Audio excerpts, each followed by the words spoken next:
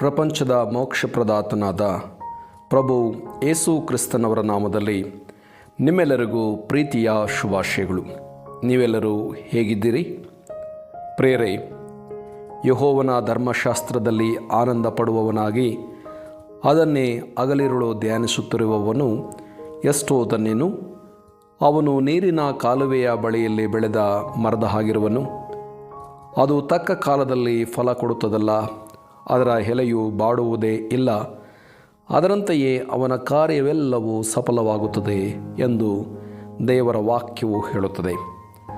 ಹಾಗಾದರೆ ಬನ್ನಿರಿ, ಈ ದಿನವೂ ಕೂಡ ನಾವು ಸ್ವಲ್ಪ ಕಾಲ ದೇವರ ವಾಕ್ಯವನ್ನು ಧ್ಯಾನಿಸುವಂಥವರಾಗಿರೋಣ. ದೇವರ ವಾಕ್ಯವನ್ನು ನಾವು ಓದಿಕೊಳ್ಳೋಣ. ಕೀರ್ತನೆಗಳ ಗ್ರಂಥ 118ನೆಯ ಕೀರ್ತನೆ, ಸಾಮ್ ನಂಬರ್ 118. ಯೆಹೋವನಿಗೆ ಕೃತಜ್ಞತಾ ಸ್ತುತಿ ಮಾಡಿರಿ, ಆತನು ಒಳ್ಳೆಯವನು, ಆತನ ಕೃಪೆಯು ಶಾಶ್ವತವು. ಇಸ್ರಾಯೇಲ್ಯರು ಆತನ ಕೃಪೆಯು ಶಾಶ್ವತವೆಂದು ಹೇಳಲಿ. ಆರೋನನ ಮನೆತನದವರು ಆತನ ಕೃಪೆಯು ಶಾಶ್ವತವೆಂದು ಹೇಳಲಿ. ಯೆಹೋವನ ಭಕ್ತರು ಆತನ ಕೃಪೆಯು ಶಾಶ್ವತವೆಂದು ಹೇಳಲಿ. ಇಕ್ಕಟ್ಟಿನಲ್ಲಿ ಯೆಹೋವನಿಗೆ ಮೊರೆಯಿಟ್ಟೆನು, ಆತನು ಸದುತ್ತರವನ್ನು ದಯಪಾಲಿಸಿ ನನ್ನನ್ನು ವಿಶಾಲ ಸ್ಥಳದಲ್ಲಿ ಇಟ್ಟನು. ಯೆಹೋವನು ನನಗಿದ್ದಾನೆ, ಭಯಪಡನು. ಮನುಷ್ಯನು ನನಗೆ ಏನು ಮಾಡಾನು? ಯೆಹೋವನು ನನಗೆ ಇದ್ದಾನೆ, ಆತನೇ ನನಗೆ ಸಹಾಯಕನು. ನನ್ನ ವೈರಿಗಳಿಗಾಗುವ ಶಿಕ್ಷೆಯನ್ನು ನೋಡುವೆನು. ಮನುಷ್ಯರಲ್ಲಿ ಭರವಸವಿಡುವುದಕ್ಕಿಂತ ಯೆಹೋವನನ್ನು ಆಶ್ರಯಿಸುವುದು ಒಳ್ಳೆಯದು. ಪ್ರಭುಗಳಲ್ಲಿ ಭರವಸವಿಡುವುದಕ್ಕಿಂತ ಯೆಹೋವನನ್ನು ಆಶ್ರಯಿಸುವುದು ಒಳ್ಳೆಯದು.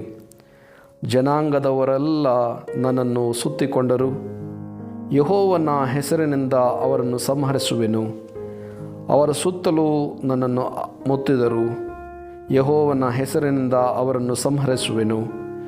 ಅವರು ಜೇನ್ನೊಣಗಳಂತೆ ನನ್ನನ್ನು ಕವಿದರು, ಮುಳ್ಳಿನ ಬೆಂಕಿಯಂತೆ ಕ್ಷಣದಲ್ಲಿ ಅಳಿದು ಹೋಗುವರು. ಯೆಹೋವನ ಹೆಸರಿನಿಂದ ಅವರನ್ನು ಸಂಹರಿಸುವೆನು.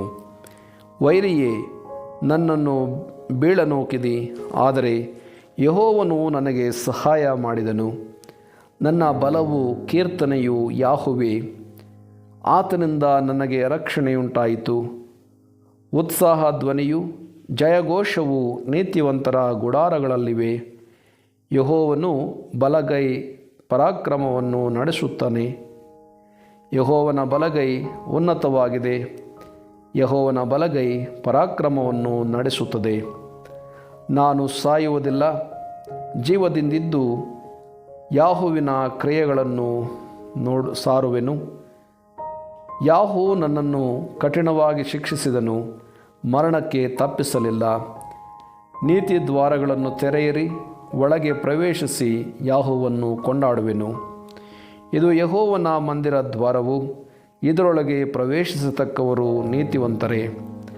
ನನಗೆ ಸದುತ್ತರವನ್ನು ದಯಪಾಲಿಸಿ ರಕ್ಷಿಸಿದಾತನೇ, ನಿನ್ನನ್ನು ಕೊಂಡಾಡುತ್ತೇನೆ. ಮನೆ ಕಟ್ಟುವವರು ಬೇಡವೆಂದು ಬಿಟ್ಟ ಕಲ್ಲೇ ಮುಖ್ಯವಾದ ಮೂಲೆಗಲ್ಲಾಯಿತು. ಇದು ಯೆಹೋವನಿಂದಲೇ ಆಯಿತು.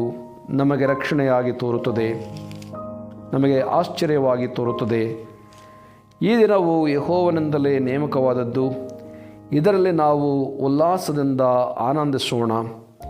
ಯೆಹೋವನೇ, ದಯವಿಟ್ಟು ರಕ್ಷಿಸು. ಯೆಹೋವನೇ, ದಯವಿಟ್ಟು ಸಾಫಲ್ಯ ಕೊಡು. ಯೆಹೋವನ ಹೆಸರಿನಲ್ಲಿ ಒಳಗೆ ಬರುವವನಿಗೆ ಆಶೀರ್ವಾದ. ಯೆಹೋವನ ಮಂದಿರದಲ್ಲಿರುವ ನಾವು ನಿಮ್ಮನ್ನು ಆಶೀರ್ವದಿಸುತ್ತೇವೆ. ಯೆಹೋವನೇ ದೇವರು, ಆತನು ನಮಗೆ ಪ್ರಕಾಶವನ್ನು ಅನುಗ್ರಹಿಸಿದ್ದಾನೆ. ರೆಂಬೆಗಳನ್ನು ಹಿಡಿದುಕೊಂಡು ಮೆರವಣಿಗೆಯಾಗಿ ಯಜ್ಞವೇದಿಯ ಕೊಂಬುಗಳ ಸಮೀಪಕ್ಕೆ ಬನ್ನಿರಿ. ನೀನು ನನ್ನ ದೇವರು, ನಿನ್ನನ್ನು ಕೊಂಡಾಡುತ್ತೇನೆ. ನನ್ನ ದೇವರೇ, ನಿನ್ನನ್ನು ಘನಪಡಿಸುತ್ತೇನೆ. ಯೆಹೋವನಿಗೆ ಕೃತಜ್ಞತಾ ಸ್ತುತಿ ಮಾಡಿರಿ, ಆತನು ಒಳ್ಳೆಯವನು, ಆತನ ಕೃಪೆಯು ಶಾಶ್ವತವಾದದ್ದು ಎಂಬುದೇ. ದೇವರ ನಾಮಕ್ಕೆ ಸ್ತೋತ್ರವಾಗಲಿ.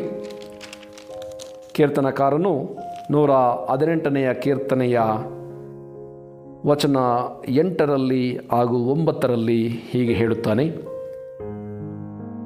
ಮನುಷ್ಯರಲ್ಲಿ ಭರವಸವಿಡುವುದಕ್ಕಿಂತ ಯೆಹೋವನನ್ನು ಆಶ್ರಯಿಸುವುದು ಒಳ್ಳೆಯದು.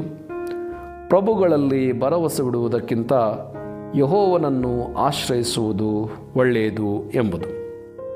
ಹೌದು ಪ್ರೇರೆ, ಅನೇಕ ಸಾರಿ ಮನುಷ್ಯರಲ್ಲಿ ಭರವಸವಿಟ್ಟು ಮನುಷ್ಯರಿಂದ ಸಹಾಯವನ್ನು ನಿರೀಕ್ಷಿಸಿ ನಾವು ಅಪಹಾಸ್ಯಕ್ಕೆ ಗುರಿಯಾಗ್ತೇವೆ, ಅವಮಾನಕ್ಕೆ ಪಾತ್ರರಾಗ್ತೇವೆ.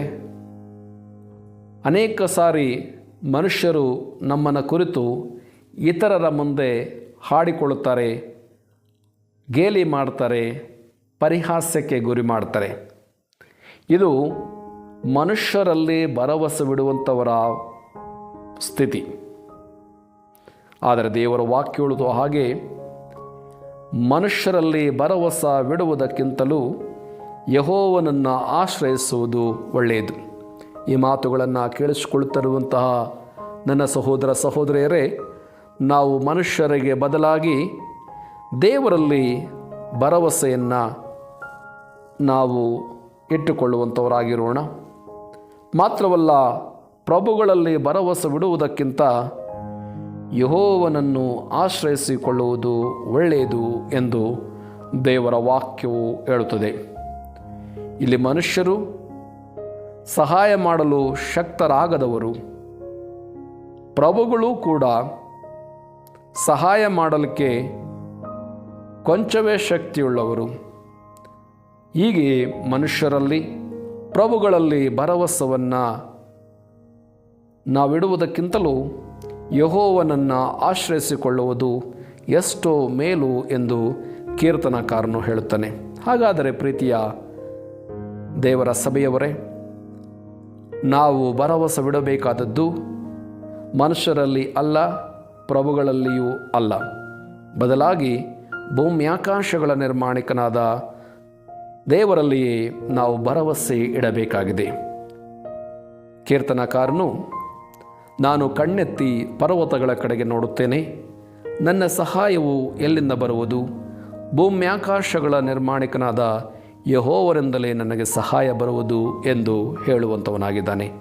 ಹಾಗಾದರೆ ಪ್ರಿಯರೇ, ನಾವು ಪ್ರಭುಗಳಿಗಿಂತಲೂ ಮನುಷ್ಯರಿಗಿಂತಲೂ ಯೆಹೋವನಲ್ಲಿ ಭರವಸವಿಟ್ಟು ಆತನನ್ನು ನಾವು ಆಶ್ರಯಿಸಿಕೊಂಡು ಆತನನ್ನೇ ದೃಷ್ಟಿಸಿ ನೋಡುತ್ತಾ ಆತನ ಮಾರ್ಗದಲ್ಲಿ ನಾವು ನಿರಪರಾಧಿಗಳಾಗಿ ನಡೆದುಕೊಳ್ಳೋಣ, ನಿರ್ದೋಷಿಗಳಾಗಿ ನಿಂದಾರಹಿತರಾಗಿ ನಾವು ನಡೆದುಕೊಳ್ಳೋಣ. ಆ ರೀತಿಯಾಗಿ ಮಾಡಲು ದೇವರು ನಮ್ಮೆಲ್ಲರಿಗೂ ಸಹಾಯವನ್ನು ಮಾಡಲಿ.